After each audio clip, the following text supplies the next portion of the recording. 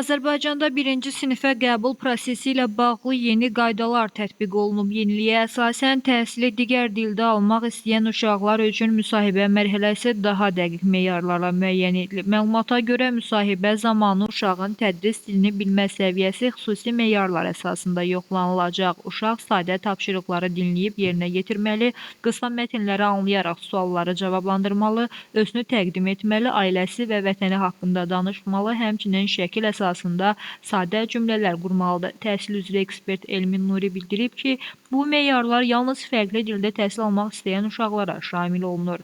Birinci siniflərə qəbul qaydalarında bu ildən etibarən müəyyən dəyişikliklər olacaq. Amma nəzərə çatdıraq ki, bu dəyişikliklər, bu qaydalar yalnız və yalnız digər dildə təhsil almaq istəyən birincilər üçün şamil olunur. Yəni, bu ümumi birinci sinifə gedən təbəqəni təbii ki, əhatə etmir.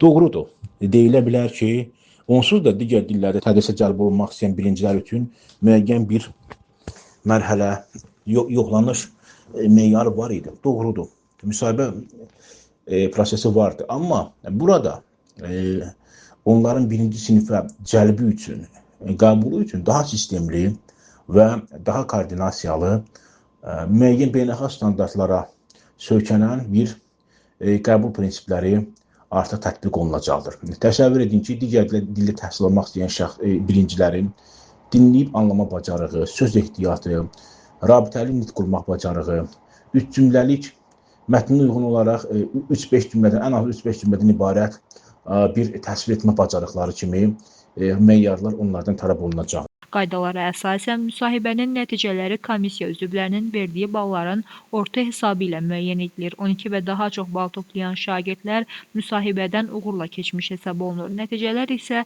müsahibədən sonra 5 iş günü ərzində valideynlərin elektron kabinetinə göndərilir. Havar Şəfiyeva, Leyla Səməndər, Yeni Azərbaycan TV.